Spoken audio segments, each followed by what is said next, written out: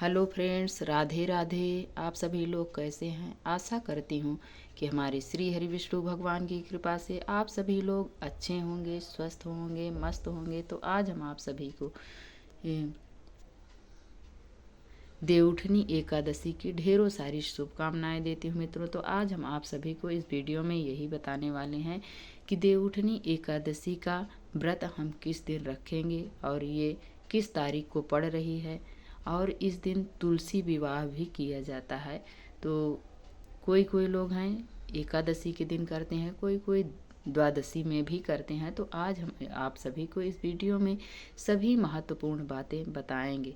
तो आपको सही तारीख और पूजा का शुभ मुहूर्त, पारण का शुभ समय, ये सारी चीज़ें, कब से एकादशी प्रारंभ हो रही है और कब समाप्त हो रही है, ये सारी चीज़ें आप सभी को इस वीडियो के माध्यम से हम बताएंगे। तो आप सभी बिना वीडियो को क्लिक किए हुए हमारे वीडियो पर बने रहिए ताकि आप सभी के सभी महत्वपूर्ण बातें आप सभी को मिल सके। तो चलिए वीडियो को शुरू करते हैं। तो सबसे पहले मित्रों यही बताएंगे कि 2024 में ये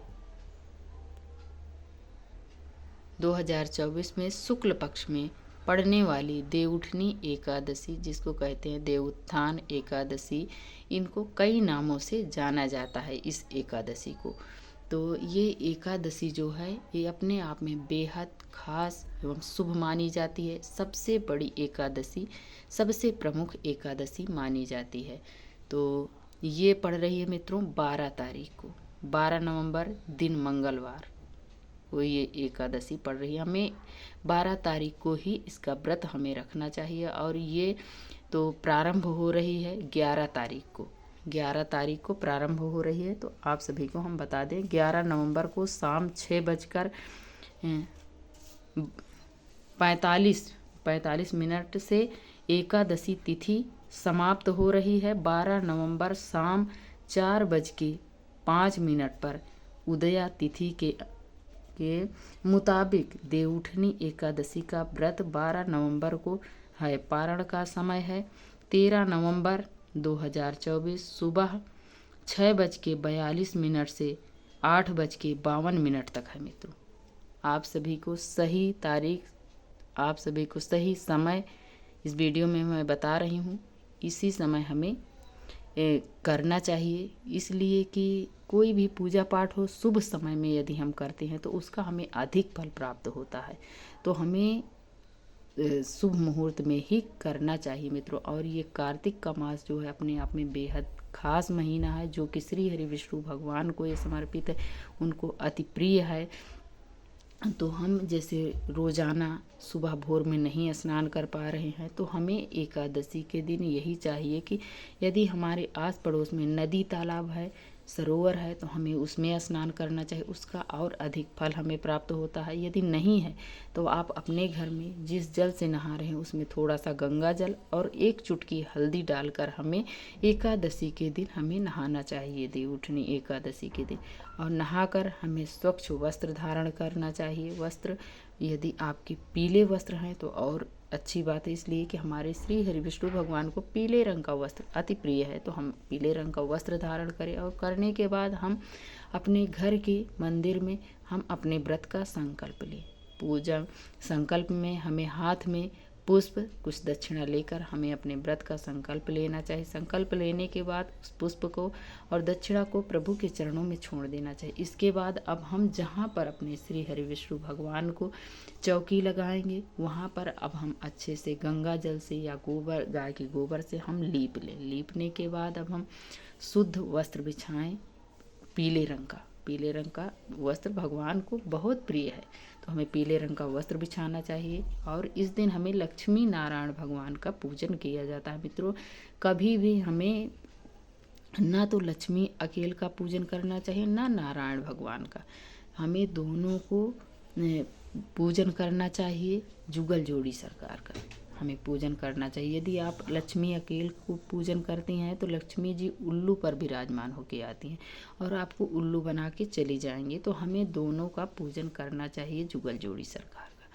तो हम क्या करें कि दोनों का पूजन करें और फिर हम क्या करें, जब वस्त्र बिछा लें तो उसको भी हमें गंगा जल से थोड़ा शुद्ध कर लेना चाहिए। कितना भी हम धुल के रखे रहे फिर भी हमें शुद्ध कर लेना चाहिए। करने के बाद फिर हम पुष्प का आसन देकर भगवान को विराजमान करेंगे। यदि आपके पास लड्डू गोपाल हैं या आपके पास पीतल की श्री हरि विष्णु भगवान की मूर्ति है तो हमें उस दिन पंचामृत से स्नान करवाना चाहिए। करवाने के बाद हम भगवान को शुद्ध वस्त्र सुंदर सा पहनाएं, उनका श्रृंगार करें, उन्हें बांसुरी दें। इस प्रकार से भगवान की पूजा की जाती है। यदि आपके पास विग्रह रूप में है तो आप गंगा जल से उन्हें भाव रूप से स्नान करवाएं। पूरे चौकी पर हम स्नान करवाएंगे। करवाने के बाद अब हम भगवान को, यदि आप कलश रखते हैं इस व्रत में तो वैसे कलश रखना चाहिए। कलश रखते हैं तो कलश को भी हम तिल का आसन देकर या पुष्प का आसन देकर विराजमान करेंगे अपने चौकी पर। विराजमान करने के बाद आप सभी को पता है कि कलश में हमें क्या क्या डालना चाहिए। तो लोटा लें, लोटे में हम मौली बांध दें कंठ में और स्वास्तिक बना दें, जो कि माता लक्ष्मी का प्रतीक माना जाता है और बेहद शुभ माना जाता है। तो हमें ज़रूर बनाना चाहिए। और फिर लोटे के अंदर सिक्का, सुपारी, लौंग, इलायची, हल्दी की गांठ, पुष्प आदि 5 या 7 चीज़ें डालकर हमें कंठ तक जल से भर देना, थोड़ा गंगा जल डाल के। फिर उसमें हमें 5 पल्लव लगाना है। पल्लव को भी हम अच्छे से टीक देंगे और उस पर हम दीप कलश रखेंगे। इसलिए कि कहते हैं कि जो भगवान की पूजा होती है उसमें दीप कलश रखा जाता है और जो माता की पूजा होती है उसमें श्री कलश रखा जाता है। तो हम दीप कलश रखेंगे, दीपक जलाएंगे। फिर इसके बाद हम सभी को अच्छे से स्नान करवाने के बाद फिर हम तिलक करेंगे। तो विष्णु भगवान को हम पीले चंदन से तिलक करेंगे, बाकी सभी को हम कुमकुम से, सिंदूर से तिलक करेंगे, रोली से। करने के बाद फिर हम सभी को वस्त्र स्वरूप कलावा समर्पित करेंगे। माता को हम चुनरी समर्पित करेंगे। और इस दिन माता तुलसी का विवाह होता है। यदि आप उनको भी विराजमान करें तो आप चुनरी बढ़ाइए। फिर इसके बाद हम सभी को पुष्प समर्पित करेंगे। पुष्प के बाद हम भोग में भगवान जी को पुष्प समर्पित करने के बाद अब हम दीपक प्रज्वलित करेंगे। पूजा पाठ में हमें सबसे पहले अग्निदेव का आवाहन होता है, तो हम दीपक प्रज्वलित करेंगे। अब करने के बाद फिर हम दीपक प्रज्वलित करने के बाद अब हम भगवान जी को भोग लगाएंगे। भोग में जो भी आपके पास मीठा वगैरह हो वो मीठा लगाएं, या नहीं है तो कुछ नहीं है तो आप मिश्री का भोग लगाइए विष्णु भगवान को। और ऋतु फल जो भी आपके पास अवेलेबल हो ऋतु फल का भोग लगाएं। और जब भी हम व्रत रखें या कुछ भी भोग लगाएं तो हमें जल अनिवार्य है, जल हमें ज़रूर रखना चाहिए। फिर इसमें हम जो भी भगवान को भोग लगाएंगे उसमें तुलसी दल हमें ज़रूर डालना चाहिए। बिना तुलसी के भगवान हमारे भोग नहीं लगाते हैं श्री हरि विष्णु भगवान, तो हमें ज़रूर डालना चाहिए। और इस दिन एकादशी के दिन हमें कभी भूल कर भी तुलसी मैया को टच नहीं करना चाहिए, इसलिए कि एकादशी के दिन तुलसी मैया श्री हरि विष्णु भगवान के लिए व्रत रखती हैं, तो हमें उन्हें नहीं स्पर्श करना चाहिए। उस दिन हमें तुलसी मैया में जल नहीं चढ़ाना चाहिए। हमें दूर से धूप दीप दिखा देना चाहिए, हमें छूना नहीं चाहिए। तो एक दिन पहले हम तुलसी तोड़ कर रख लेंगे और फिर उस दिन हम एकादशी के दिन भगवान के चरणों में चढ़ाएंगे और उनके भोग में लगाएंगे। और इस दिन हम भगवान जी को भोग लगाने के बाद फिर हम भगवान को धूप दीप दिखाएंगे। धूप दीप दिखाने के बाद फिर हम भगवान जी के चरणों में जो भी हमारे सामर्थ्य के अनुसार है उतना हम दक्षिणा जरूर चढ़ाएं, इसलिए कि पूजा पाठ में हमसे कुछ ना कुछ कमियां रह जाती हैं, तो हमें ज़रूर दक्षिणा चढ़ानी चाहिए। दक्षिणा हमारी पूजा को पूर्ण कराता है, तो हमें ज़रूर रखना चाहिए जो भी हो सके आपके सामर्थ्य के अनुसार। तो फिर इसके बाद हम हाथ जोड़कर प्रभु से क्षमा याचना करेंगे कि हे नाथ, जो भी मुझसे पूजा पाठ में त्रुटियां हुई हों, गलतियां हुई हों, उसके लिए हम क्षमा याचना करती हूँ आपके चरणों में, मुझे माफ़ कीजिए। फिर इसके बाद इस दिन देवउठनी एकादशी के दिन तुलसी विवाह भी रचाया जाता है शालिग्राम भगवान के साथ। वो भी कौन सी तुलसी मैया, कुंवारी जो छोटी सी होती हैं, उनका विवाह कराया जाता है एकादशी के दिन। और इस दिन हमें तुलसी मैया के लिए कुछ ना कुछ सामग्री सुहाग की जरूर समर्पित करनी चाहिए, जिसमें से हमें लाल चूड़ी, मेहंदी, सिंदूर, बिंदी और महावर, सीसा, कंघा और ये काजल, चुनरी, ये सब जरूर समर्पित करनी चाहिए। तो देख सकते हैं मित्रों, हमने यहाँ पर माता के लिए ये सारी चीज़ें समर्पित की हैं। इसी प्रकार से हमें तुलसी मैया को ज़रूर समर्पित करना चाहिए। और इसमें ईख का मंडप बनाया जाता है मित्रों। तो देख सकते हैं हमने यहाँ पर, जैसे आप विवाह करना चाहें तो विवाह करें, नहीं करते हैं तो भी माता को इतना चीज़ हमें ज़रूर चढ़ानी चाहिए। तो देख सकते हैं हमने यहाँ पर माता रानी को चुनरी भी ओढ़ाई है, चूड़ी पहनाई है, माला पहनाया है, इस प्रकार से। और ईख भी साइड से माता रानी की रखी हूँ। इस प्रकार से हम तुलसी विवाह भी करना चाहें तो कर सकते हैं, नहीं करते हैं जो नहीं करना चाहते वो भी इतना तो ज़रूर करना चाहिए कि तुलसी मैया को हम सुहाग की सामग्री उस दिन ज़रूर चढ़ाएं। और इस दिन हमें एकादशी के दिन किसी की निंदा, चोरी, चुगली नहीं करनी चाहिए।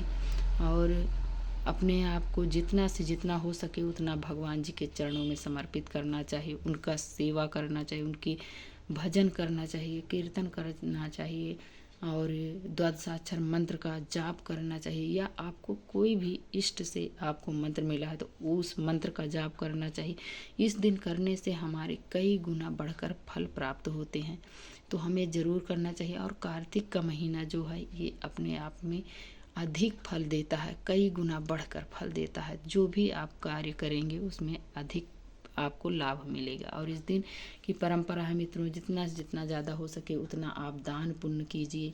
और इस दिन हमें भोजन का भोग नहीं लगाया जाता है, अन्न का भोग नहीं लगाया जाता है। ना हम अन्न ग्रहण करेंगे, ना ही किसी को हम दान देंगे अन्न का। इस दिन हमें वस्त्र का दान करें, जूते चप्पल का दान करें, छाते का दान करें, इन सब चीज़ों का हमें, स्वर्ण का दान करें, पैसे का दान करें, ये सब चीज़ें हमें दान करनी चाहिए। और इस दिन हम कहते हैं कि एक राजा रहते थे, वो अपने क्षेत्र में वो एकादशी का व्रत करते थे और वो श्री हरि विष्णु भगवान का परम भक्त थे। उन्होंने अपने क्षेत्र में कहते हैं कभी जीवों जंतुओं को भी नहीं अन्न ग्रहण करने देते थे, जानवरों को भी। उस दिन वो सभी को व्रत रखवाते थे, सभी को फलाहार करवाते थे। अपने क्षेत्र में कभी भी अन्न का नहीं ग्रहण करने देते थे एकादशी के दिन। तो इतने बड़े बड़े राजा रहते थे, वो भी भगवान श्री हरि विष्णु के परम भक्त थे। तो इस कारण हमें भी इस दिन व्रत जरूर रखना चाहिए। और इस दिन हमें जितना से जितना हो सके बुराइयों से बचना चाहिए। इस दिन हमें कम से कम मोबाइल यूज करना चाहिए, इसलिए कि मोबाइल में भी हम बातें करते हैं यदि किसी से, तो कुछ ना कुछ हमसे बुराइयां हो ही जाती हैं। तो हमें कम यूज करना चाहिए, बहुत ज़रूरी है तभी हम यूज करें, नहीं उस दिन हमें बचना चाहिए। और भगवान जी की सेवा में अपने आप को लीन कर देना चाहिए। और जब हम एकादशी का व्रत रखें तो उस दिन हमें बाल नहीं धोने चाहिए मित्रों, हमें एक दिन पहले ही धुल लेने चाहिए। इसलिए कि कोई भी व्रत हो हमें उस दिन बाल नहीं धोने चाहिए। हमें जितना चाहिए हमें पूर्ण फल उतना इसीलिए नहीं मिल पाता, हमें एक दिन पहले ही धुल लेने चाहिए। इसलिए कि विष्णु भगवान के व्रत में वैसे भी आप लोग जानते हैं कि नहीं धुलना चाहिए, तो एक दिन पहले ही हमें धुल लेने चाहिए। इन सब चीज़ों को हमें ध्यान में रखते हुए इस व्रत को करना चाहिए कि क्या क्या सावधानियां हैं, किन चीज़ों से हमें बचना चाहिए। और हमारे श्री हरि विष्णु भगवान को गैया मैया बहुत प्रिय हैं। यदि आपके पास हैं तो ज़रूर आप भगवान जी के समक्ष रखें, नहीं हैं तो आप ज़रूर ले आइए, इसलिए कि भगवान को बहुत प्रिय गैया मैया हैं, तो हमें ज़रूर रखना चाहिए। और देवउठनी एकादशी के दिन भगवान अपनी निद्रा का त्याग करते हैं और इस दिन से सभी मांगलिक कार्यक्रम चालू हो जाते हैं। शादी विवाह, मुंडन, गृह प्रवेश आदि आदि सभी चीज़ें शुरू हो जाती हैं। तो ये इस एकादशी का बेहद खास महत्व बताया गया है मित्रों। और भगवान श्री हरि विष्णु अब अपने सभी सृष्टि के कार्यभार आज से अपने गोद में संभाल लेंगे। अभी तक तो भगवान भोलेनाथ को समर्पित किए थे, अब शयन मुद्रा से उठ जाएंगे और अपने ऊपर सारे कार्यभार ले लेंगे। तो इस दिन हमें ज़रूर भगवान जी का ध्यान करना चाहिए, उनका पूजन विधि विधान पूर्वक करना चाहिए, तो आज की वीडियो मित्रों यहीं तक है। यदि आप सभी को थोड़ी भी अच्छी लगे तो हमें लाइक सब्सक्राइब करना ना भूलें और प्यारा सा कमेंट लिखकर ज़रूर बताएं कि ये वीडियो आप सभी को कैसी लगी। और यदि आप सभी अभी तक हमारे चैनल को लाइक नहीं किया, सब्सक्राइब नहीं किया है, तो आप जल्द से जल्द लाइक करें और सब्सक्राइब करें, बेल आइकन को प्रेस कर दें ताकि हमारे वीडियो का आने वाला नोटिफिकेशन आप सभी तक सबसे पहले पहुंचे। तो वीडियो देखने के लिए बहुत बहुत धन्यवाद मित्रों। राधे राधे। जय श्री